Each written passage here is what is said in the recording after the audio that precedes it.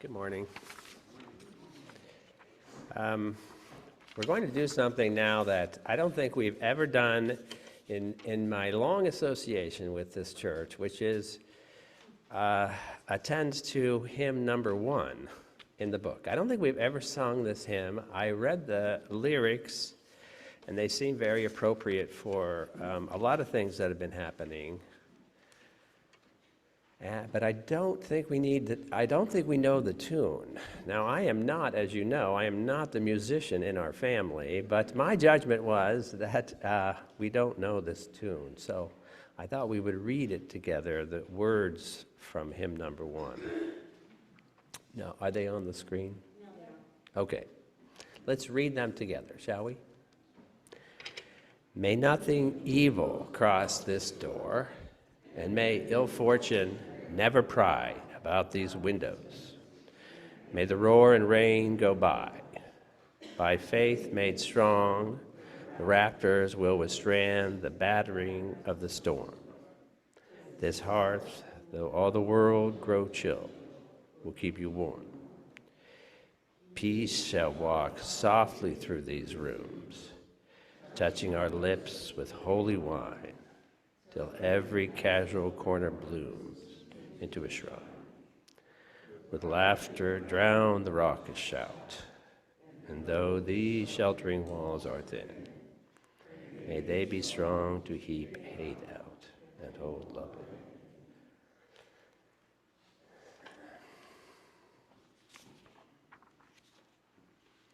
I'd like to start with reflection about what's happening.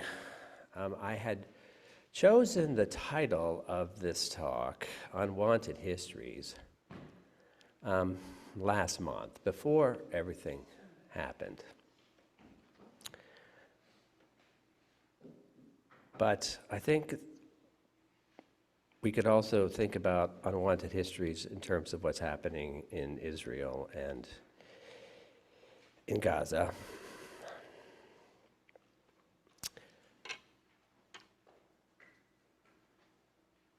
When I turned 3 weeks ago, yesterday, probably like a lot of you, I turned on NPR, and NPR told me that something was extraordinary was happening, and I thought, well, I have to see this, so I actually turned on the television set to CNN, which was the only network that was actually covering it. And in front of our eyes was something that was happening that is momentously important and might shape the lives of the world for many years to come. Now, when something like this happens, this church needs to be a place where we can come and talk about this. We need to talk together about it. We need to meditate. We need to reflect. And we need to mourn. And we need to do that together as a community. And that is a huge part of what could be considered Unitarian spirituality. So, I'm sure you've all been covering everything that's been happening. And I am willing to cancel my whole talk and just have the congregation reflect on this. And I have a very short talk. If a professor can keep himself short, I can do a very short talk, because we need to talk about everything that's happening together. For myself,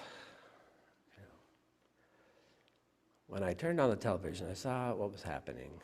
It is horrifying. And we live in the midst of this continuing horrifying siege of Gaza and the killing of civilians, and this is just the beginning.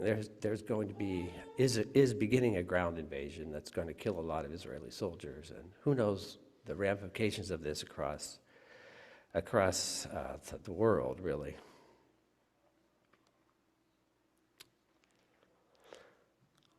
I do think that part of what's happening is that the Israeli right wing and this unholy alliance of extreme parties that Netanyahu put together to save his political career, they have rendered the plight of the Palestinians unwanted history. History that doesn't need to be talked about anymore. And the American right wing has done the same thing. They have made the plight of Palestinians and the possibility of a two-state solution unwanted history. The Trump administration couldn't care less about the Palestinians. And the Republican Party under Trump has gone to an extreme place where the entire history of Israel and Palestine is unwanted history. Now that's a different version of unwanted history than the one that constantly preoccupies me. Most of the time, if I'm thinking about unwanted history, it's about the history of the Holocaust across Eastern European countries. Now, there is no chance that this is an important subject, but it's about what Steve was talking about last week about justice. It's not potentially explosive. Romanians and Hungarians are not going to go to war over who's more responsible for the deaths of more people in the Holocaust. It's not flammable. It is an important topic for some of us, but it's not flammable, But you make the plight of the Palestinians and their history of suffering, and the entire history, right? You make that unwanted history, and it becomes flammable. It becomes explosive. And, for myself, ever since I turned that television set on, and we've been living with this, I am a philosopher and a nerd. And so I cannot escape three Jewish ghosts. First, Hannah Arendt, who was herself a refugee, that great German-American Jewish philosopher, barely escaped the Nazis and dying in Auschwitz. And who always said that you cannot have a just state without the state protecting the rights, especially of minority populations. And that is the promise of politics. Then there is Buber. You might remember Buber from I and Thou, right? I and Thou made Buber somewhat famous by the 1950s. Buber escaped Austria before the Holocaust, lived in Palestine, welcomed the state of Israel after the war, lived there. But, he too always said that Israel cannot found itself in a just way if it doesn't treat Palestinians justly. And when Buber would travel to places and make money by giving talks, he would always donate that money to the Palestinians. And then, of course, there is the great contemporary Jewish philosopher Emmanuel Levinas. Now, Levinas avoided the subject of Israel and Palestine like the plague. He stayed in Paris, in his comfortable Paris apartment after the Holocaust and after the war. He and his family did not emigrate to Israel. They did not endure the hardships of trying to found Israel, so he always felt very, very reluctant about criticizing Israel for anything. Except one text. Because Levinas, every year for many years, had not just the philosophy conferences, but he had his friends together, and they did Talmudic readings, and Levinas did a Talmudic reading every year. Now, only a nerd would know this, but one Talmudic reading, and the title, Promised Land or Permitted Land. He goes back into the rabbis' discussion over the centuries, which is, of course, what happens in the Talmud. The Talmud talks about everything. But the Talmudic discussion about the land of Canaan and the promise. And the rabbis argue about whether this promise that God makes to Israel to have a land, whether it has any conditions, whether it's just sort of like a nationalist promise. And some rabbis take that side, and some rabbis say, no, this is a just God. And so this land is not promised, it's only permitted. It's given to these people who are so imperfect, not because they are special or they're better than everybody else. It's just randomly given to them so that they can establish justice and provide a society that's just and fair to everyone. And if they don't do that, the biblical text says, the land will vomit out its inhabitants. Now, in this Talmudic reading, it's very clear what side Levinas is supporting. It's very clear what side of this argument Levinas is supporting. Promised land or permitted land. The just way, and the way to establish Israel that's in the following along the principles of a just God is only to have a land permitted, only if it's a land of justice, equality, fairness, and peace.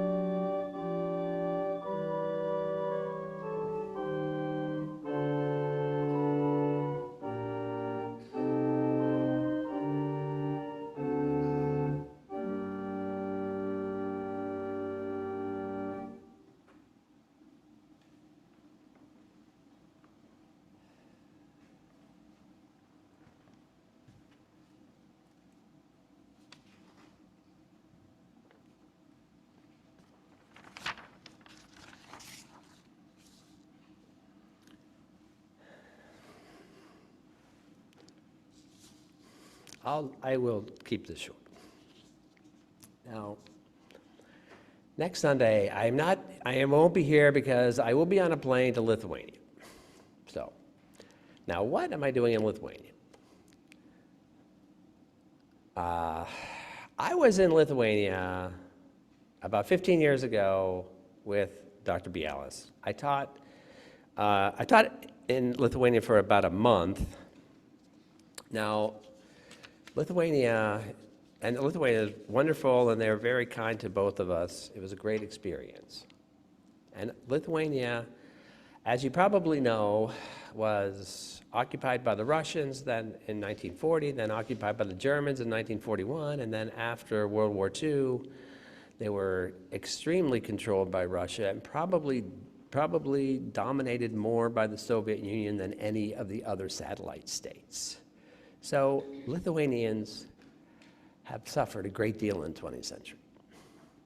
Now, in my library, I have a little statue of Jesus, and it was given to me by Lithuanians, and this statue represents Jesus crying over the sorrows of Lithuania. Now, when I was there, Lithuanians would be very quick to tell you the number of Lithuanians who were killed and persecuted in the 20th century.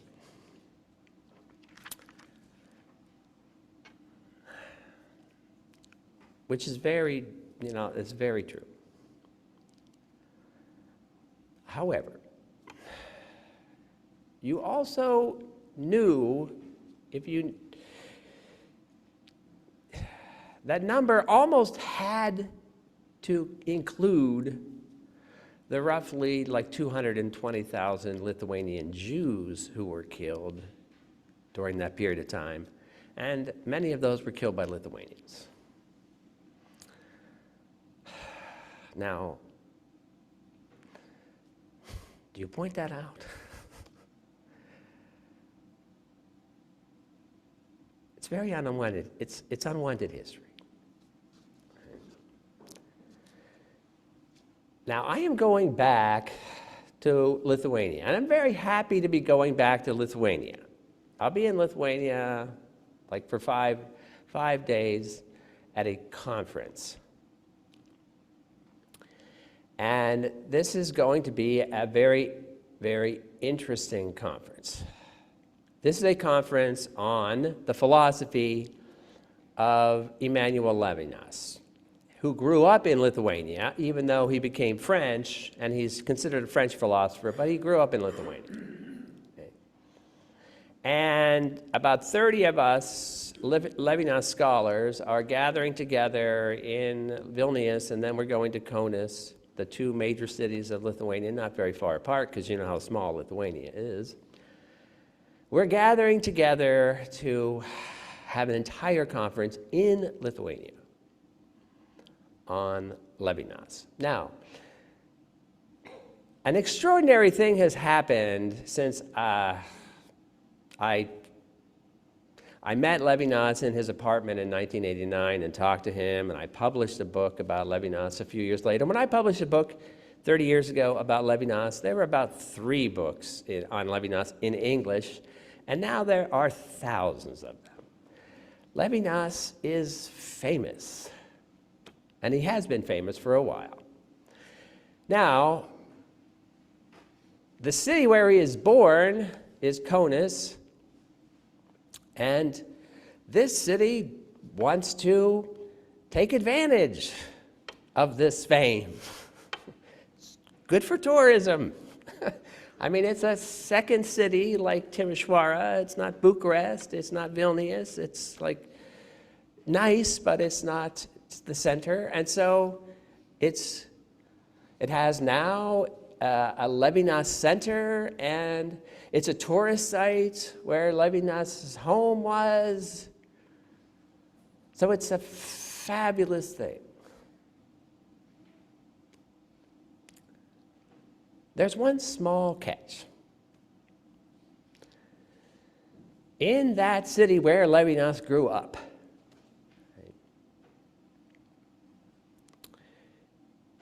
in 1941, very early, probably 1941, early 42. Levinas's parents and brothers, so his entire birth family, right, they were all murdered in the Holocaust.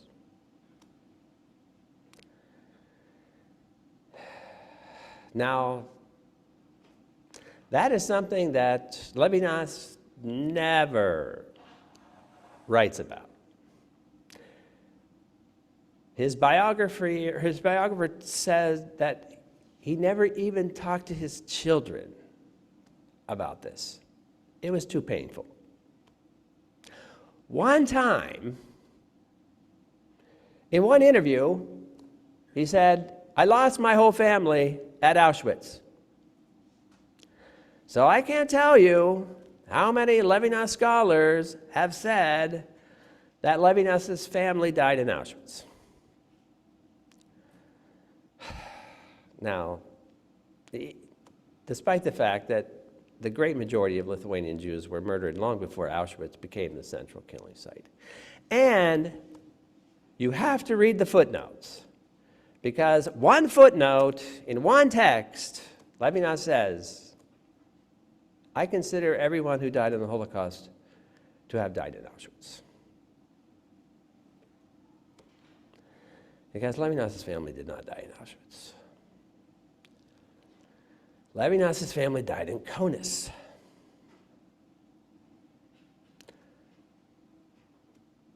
Now, you cannot establish a Levinas center now without having Lithuania own and try to come to terms with that history. Of course, Lithuania, most of these countries, right, they can always say, well, the Germans killed our Jews.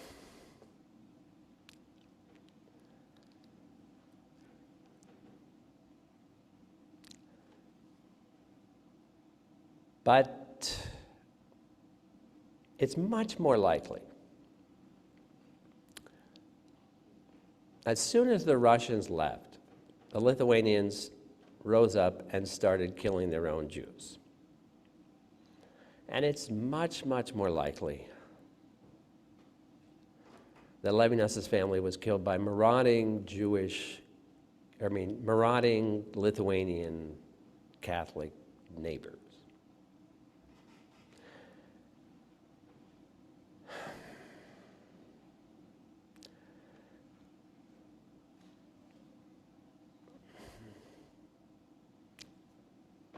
Now, as a matter of fact, there is an amazing passage.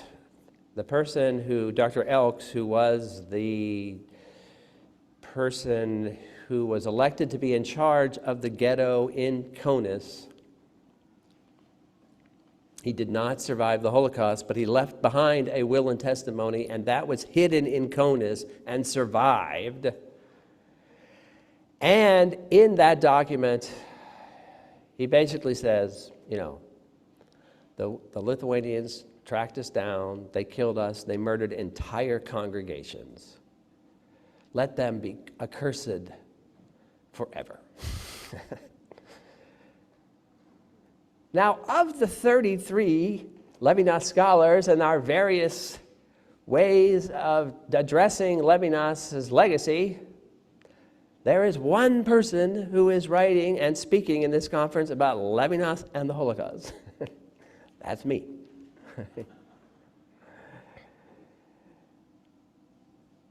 Now,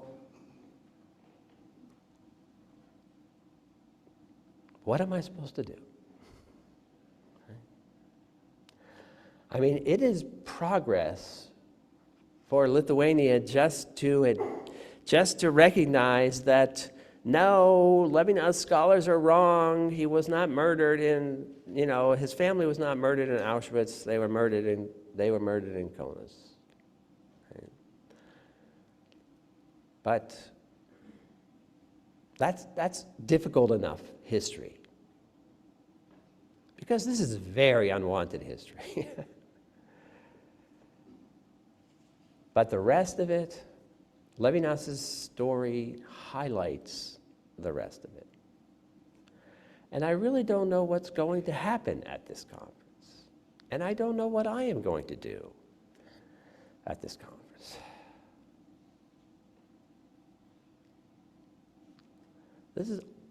There's so much unwanted history.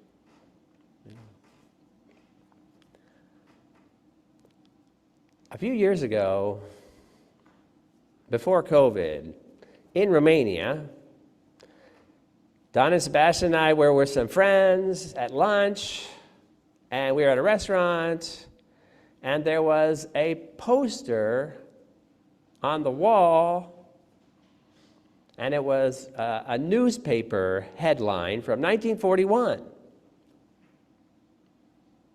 And it was about the Romanian army and their victory over the Russian army in Odessa. Now, you can imagine how great this is for Romania. They kicked the Russians' butt. Finally, they did it. So they're celebrating that. That's great. Now, you look at that poster, it's great. But that same Romanian army murdered the entire community of Jews in Odessa. This is one of the worst episodes of mass slaughter by shooting in the entire history of the Holocaust. Now, does any Romanian know that? No. Does any Romanian want to know that? This business of unwanted history, you know. We know how frequently this passes by our cultural radar, you know. How many school districts are trying to restrict teaching about slavery or American racism? Right? It's very understandable. You know. Sebastian and Don and I, a few years ago, we went to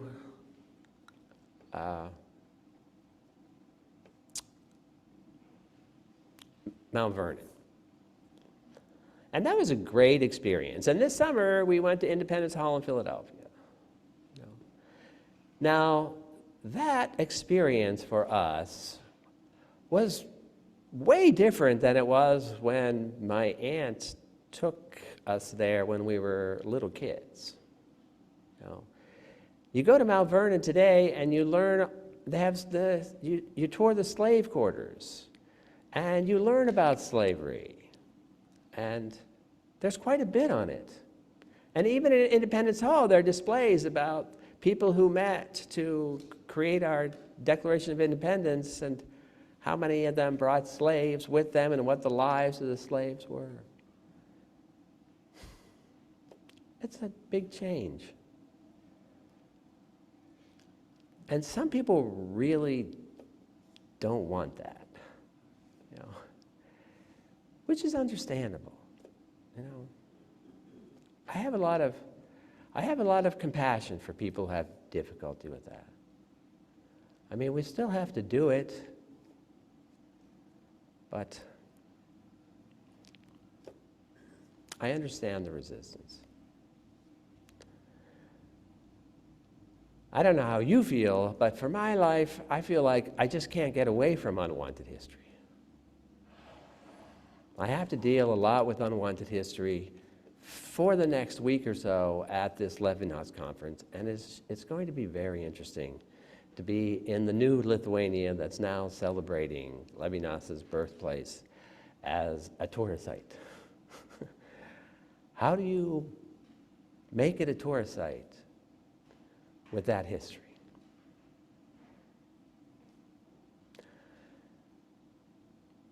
So I would like to, I'm sure you're already and have been thinking about unwanted history. It's a problem in many forms. Right? So let's talk about it. I have to say, for myself, I'm going to be in Lithuania and I'm going to deal with unwanted history, but then I'm going to Romania and I really just want to hear Sebastian play the violin, and that's pretty much all I want to do.